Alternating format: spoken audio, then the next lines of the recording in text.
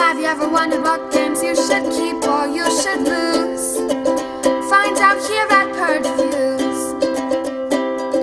Have you ever wondered what games you should sell or you should use? Find out here at Purge Reviews. Find out on our top 10 list what games you cannot miss. Don't forget to subscribe to Purge Reviews.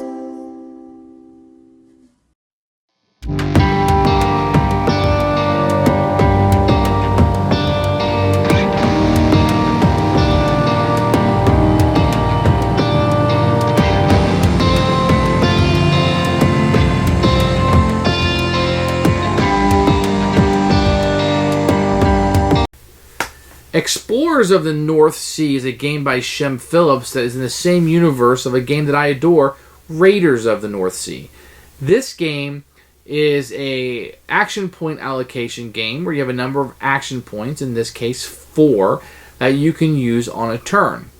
The way a turn is going to play out is you're going to have 3 tiles in your hand. You're going to place one using the placement rules, which is easy.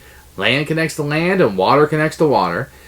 And then you're going to have 4 action points. And what you're going to do on a turn is kind of really take these Vikings and move them around on these long ships and try to get animals that you're collecting or create outposts for area control purposes. Or maybe you'll go on some battles, which is just as easy as having 2 Vikings and turning over a tile. So what you're doing is very easy to understand. There's very little luck.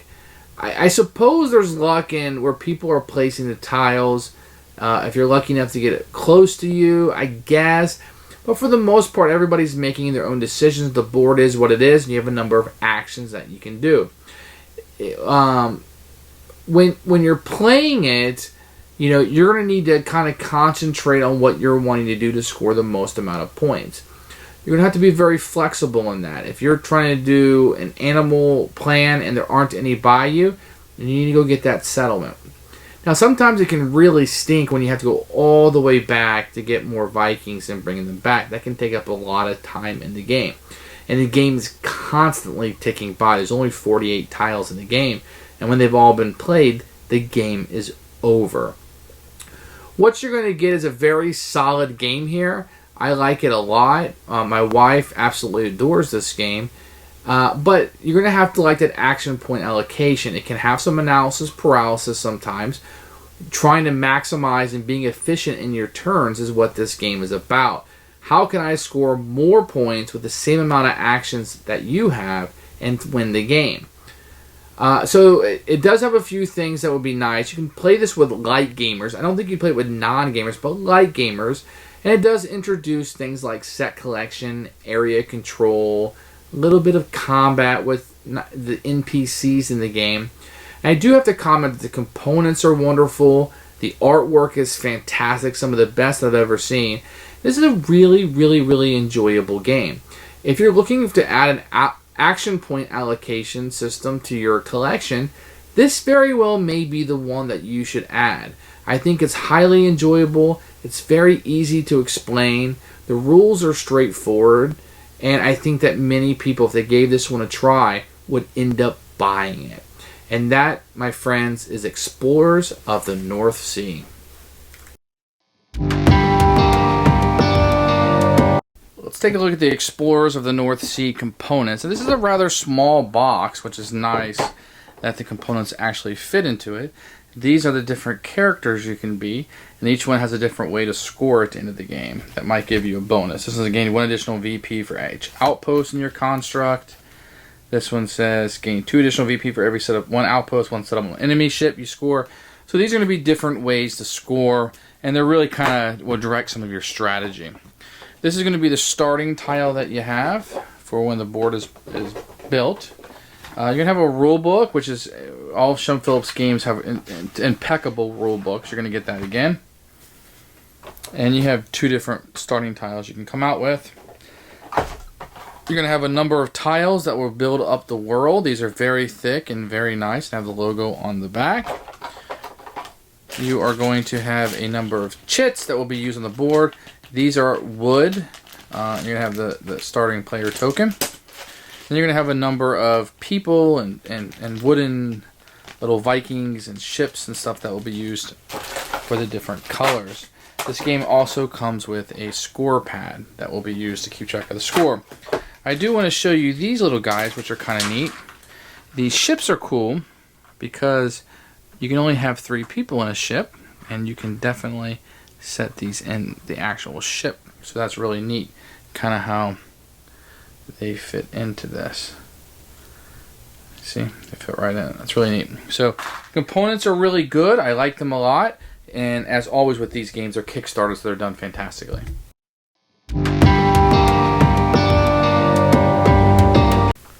The rules for this game were excellent. The rules were wonderfully written, very clear on how to play the game and how to understand it. It might have been helpful to have a player aid for some of the... I mean, there was a player aid that was there on the things that you were having with the scoring also, so that was really nice. I really didn't have any problems with the rules whatsoever.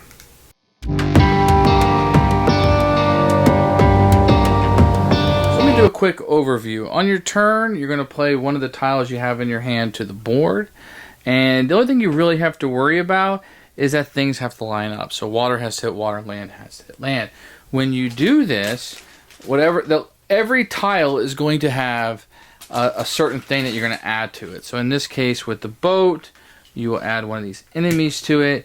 If it was one of these, you would add one of these face down on it. And if it was an animal, you would put one of the animals on it. So over here would also get a ship. So let me go through the possible turns that you can have. So all of your Vikings are kind of going to start down here, and you're going to start out with a number in the boat. So I'm just going to put a couple of these in the boat to kind of get things started for you. So you have a few possible actions you can do. One is load the long ships. The long ship will kind of start here. So you can put as many people into the long ship that you want for one action. You just take the person and you add them. Very easy. Now, if you wanted to, you can unload it. So let's say I was over here. I can unload it, take as many 1 or 2 people off that I want, and unload it, whether it was animals or Vikings. The third thing I can do is move it, and you can move it. Each action point is to move it somewhere adjacent. So those are pretty easy. Now, if I was to move in to one of these spots with an enemy ship, I would need to have at least 2 Vikings, and then when I do, I flip it over. This is worth a victory point, and I would take this. Now, if it had this symbol on it, it's worth a victory point, and one of my Vikings would die and be permanently reduced from the game, which will score you victory points at the end of the game. So that's kind of how movement works. It's very easy. Now, if I wanted to, I can move the Vikings on these islands. For one tile is 1 movement, and I can move up to 1 or 2 Vikings that way. I can also transport livestock, and that just means if I was here, I would take 1 action to move, and I could load this guy on here. Now normally I would need to have a space for the Viking, so he would just kind of get put on here, and I can move it this way. Now if my ship was over here, let's say, and had 1 Viking on it, and this guy was right here, I would have to pick him up and move him like this, and then load him. So that's kind of how that works. A lot of this stuff is very, very easy to do. Now, if I have a guy, and I have a tile that's centered around 3, let's just say this was all a space here and this was connected, I could take one of my guys and spend 2 actions and build one of these outposts. And this is going to help me with my area control later on. So we just kind of go right there on the tile. So those are kind of the things that you can do on a turn. And what you're going to be doing, let me show you the scoring pad. So you're going to get a number of points for your livestock that you're able to bring back, the outposts that you build, enemy ships that you conquer, settlements that you make, the Vikings that defeat on your team that die, area control for the islands, and then your captain bonus score. So that's kind of how it's going to play out. So for the livestock, you're going to be collecting different sets of these, and there's a few different animals that you have, and it's going to be set collection. So you want to try to get as many different types of animals as possible. Now for the outposts, you're going to get victory points based on how many outposts that you score. And let me kind of show you the scoring right here. So it's going to be on your play rate. So however many different types of. So if I deliver 4 different types, I'm going to score 10 victory points. If I was to build 3 outposts, I would get 9. For every enemy ship, they're worth 1 victory point. If I can raid a settlement, which are these, and I would need to have whatever numbers on it. This has 3. I would need to have at least 3 Vikings on that spot. I can raid this and take those victory points. If my number of my Vikings that die, so you get points if your guys die, which is random, and they controlled island. So 1 VP per tile that you control. So when you have an island that's completely built with nothing on the side, then you're going to have a little bit of an area control game. So the game's fairly easy. You'll be moving around, spending these action points that you have in order to score the most amount of points. So it's very much in the efficiency. There is some luck moving around and what tiles come out and kind of how they move if they're close to you and the different animals that come out. You can mitigate that a little bit because you're placing 1 tile.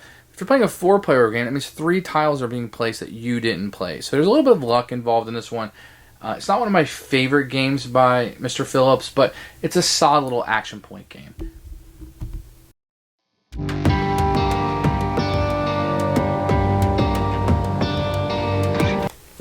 Who should buy this game?